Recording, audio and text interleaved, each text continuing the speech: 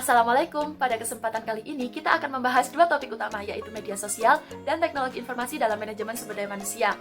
Sebelumnya, aku ingin bertanya nih sama teman-teman, kalian menyadari nggak sih kalau media sosial memiliki peranan yang penting dalam manajemen sumber daya manusia? Sepertinya sebagian dari kalian masih belum menyadari akan hal ini, sama seperti ketika 10 tahun yang lalu, banyak orang tidak menyadari dan tidak mengira media sosial akan memiliki peranan yang penting dalam manajemen sumber daya manusia. Tetapi kenyataannya sekarang ini, media sosial telah menjadi hot topic dalam manajemen sumber daya manusia. Akhirnya, sekarang banyak perusahaan mulai berpikir bagaimana cara untuk memanfaatkan media sosial dalam manajemen sumber daya manusia. Tapi, kalian penasaran gak sih dari mana asal-muasal media sosial itu? Nah, jadi media sosial itu bermula dari perkembangan Web 1.0. Web 1.0 adalah generasi pertama dari internet. Cara kerja Web 1.0 bermula ketika perusahaan memilih media yang akan digunakan, kemudian mereka menjalankan website dengan merancang konten informasi yang akan disebarluaskan seperti berupa artikel maupun gambar, kemudian mereka memposting konten tersebut dan akhirnya sampai kepada para pembaca. Nah, Web 1.0 ini berkembang menjadi Web 2.0, di mana perbedaannya adalah dari sisi pembuat kontennya. Jika di Web 1.0 hanya ada satu arah penyaluran informasi, tetapi di Web 2.0 memungkinkan untuk terjadinya siapa saja orang dapat menciptakan, memposting, dan membagikan berbagai informasi. Nah, dari situlah media sosial tercipta. Lewat perkembangan mutakhir teknologi-teknologi Web 2.0, memungkinkan semua orang untuk dapat berkomunikasi, berpartisipasi, dan saling berbagi, serta membentuk sebuah jaringan online sehingga dapat menyebarluaskan konten mereka sendiri.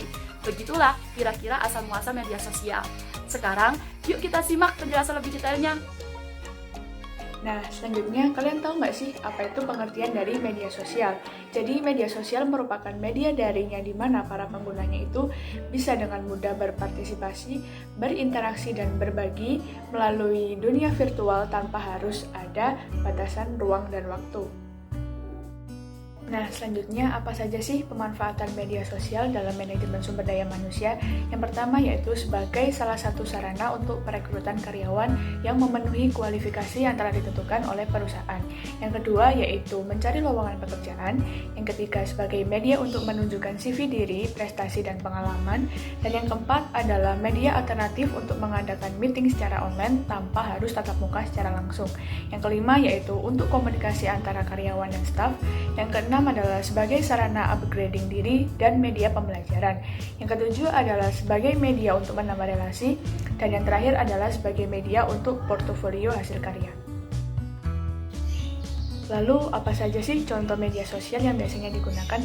Yang pertama yaitu ada LinkedIn, merupakan media sosial yang berguna untuk memberikan profil data diri, pengalaman, serta prestasi yang berguna sebagai bahan pertimbangan saat adanya proses rekrutmen. Dan yang kedua yaitu Facebook, adalah media sosial yang menyediakan beberapa informasi terkait lowongan pekerjaan atau sekedar membangun relasi dengan teman lama. Selanjutnya ada Instagram sebagai media sosial yang berguna untuk menambah wawasan khususnya di desain atau kreativitas sebagai media portofolio jika perusahaan menginginkan adanya tim kreatif atau tim desain. Nah, selanjutnya juga ada WhatsApp yang biasanya kita gunakan untuk media komunikasi. Dan yang terakhir adalah aplikasi Slicker, yaitu aplikasi yang berguna untuk pencairan slip gaji karyawan, untuk absensi karyawan, serta pengajuan cuti dari perusahaan. Selanjutnya, kita akan membahas kelebihan penggunaan media sosial dalam manajemen sumber daya manusia. Yang pertama adalah pengguna media sosial yang melimpah. Diketahui jumlah pengguna media sosial dari waktu ke waktu menunjukkan peningkatan. Terdapat pertambahan akun baru sebanyak 1 juta akun di Facebook tiap bulannya, dan terdapat total pengguna aktif media sosial per Januari 2020 sebesar 160 juta orang. Pengguna media sosial tidak hanya merebak pada generasi milenial saja, namun hampir ke semua kalangan dengan beragam usia dan juga latar belakang. Hal ini menguntungkan MSDM untuk memilih kandidat yang cocok dengan kriteria mereka saat melakukan rekrutmen karyawan baru. Yang kedua, media sosial dapat menjadi sarana yang menggambarkan kepribadian karyawan yang dapat mempengaruhi penilaian kerja mereka, melalui bagaimana cara karyawan tersebut memposting konten ke media sosial mereka, serta apakah mereka menggunakan kata-kata yang positif atau malah justru sebaliknya. MSDM juga bisa menilai antusiasme karyawan dalam kontribusi mereka untuk perusahaan. Misalnya dengan beberapa kali para karyawan itu mengunggah konten-konten terkait dengan acara yang berhubungan dengan kepentingan perusahaan. Yang ketiga adalah mudah diakses. sudah tidak diragukan lagi bagaimana kemudahan pengaksesan media sosial. Nah, untuk itu, kemudahan tersebut dapat menjadi peluang bagi MSDM untuk bekerja lebih efektif dan efisien dalam menjalankan perannya. Yang keempat, meningkatkan kualitas MSDM itu sendiri. Karena adanya media sosial yang ternyata memiliki segudang manfaat untuk MSDM, maka otomatis SDM dalam manajemen tersebut dituntut untuk terus mengasah kemampuan dalam pemanfaatan media sosial, supaya dalam melakukan analisis data, keterangan, pernyataan, dan semua hal dalam media sosial terseleksi dengan baik. Selain kelebihan, terdapat pula beberapa kelemahan. Yang pertama, beberapa konten dan informasi dalam media sosial belum dapat diyakini kebenarannya. Ada beberapa orang menuliskan nama samaran dan informasi lain yang dibuat-buat. Maka dari itu, MSDM harus menyadari media sosial sebenarnya hanya merupakan media pendukung bagi perusahaan dalam mencari dan membentuk kualitas karyawan. Jadi dibutuhkan pendekatan face-to-face untuk lebih memastikan setiap data yang masuk adalah data yang benar, sehingga peningkatan kualitas karyawan dan lingkungan kerja dapat berjalan dengan optimal. Yang kedua, karena media sosial itu merupakan media yang sarana yang seru dan juga terdapat banyak sekali varian konten yang tersedia, biasanya hal ini akan membuat orang kecanduan bermain media sosial. Hal ini bisa memicu penurunan kinerja karyawan dan menjadi bahan evaluasi kerja yang dilakukan oleh MSDM. Nah, itu tadi penjelasan tentang media sosial di dalam MSDM. Sekarang, yuk kita lihat pembahasan topik kedua. Tetap semangat ya! Halo teman-teman, masih semangat kan untuk menyimak topik yang kedua? Di pembahasan topik kedua kali ini kita akan membahas tentang apa itu teknologi informasi. Sebelum masuk ke apa itu teknologi informasi, kita harus mengetahui apa itu informasi.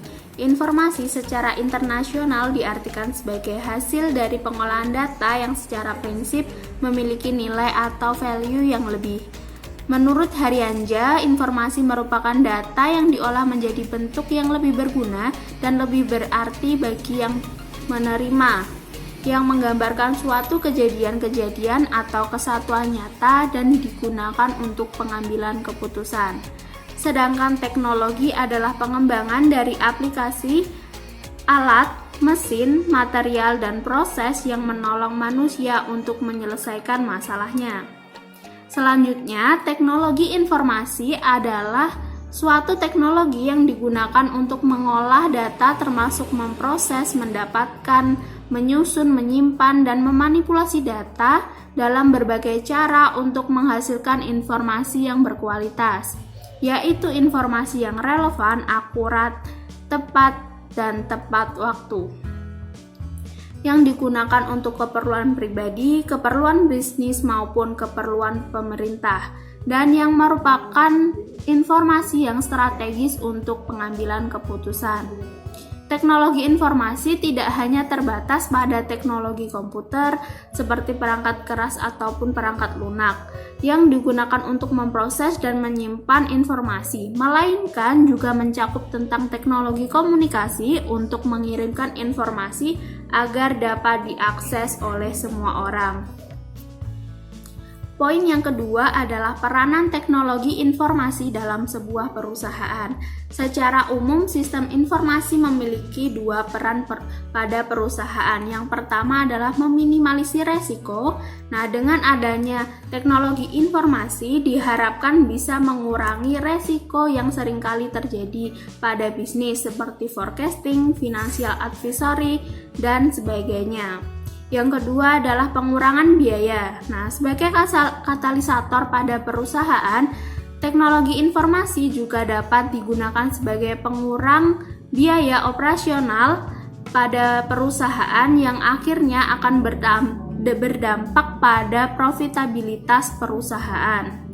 Menurut GR Terry, ada 5 peranan mendasar teknologi informasi di sebuah perusahaan. Yang pertama adalah fungsi operasional. Nah, teknologi informasi akan membuat struktur organisasi menjadi lebih ramping karena telah diambil alih fungsinya oleh teknologi informasi. Yang kedua adalah fungsi monitoring dan kontrol yang menunjukkan bahwa teknologi informasi akan menjadi bagian yang tidak akan terpisahkan dengan aktivitas manajerial, sehingga struktur organisasi unit yang terkait harus dapat memiliki span of control atau peer relationship yang memungkinkan terjadinya interaksi yang efektif dengan para manajer di perusahaan. Yang ketiga adalah fungsi planning and decision. Fungsi ini mengangkat teknologi informasi ke tataran peran yang lebih strategis karena keberadaannya sebagai enabler atau fasilitator dalam sebuah organisasi. Nah, maka dari itu tidak jarang perusahaan yang akhirnya memilih menempatkan unit teknologi informasi sebagai bagian dari fungsi perencanaan dan pengembangan karena fungsi strategis tersebut.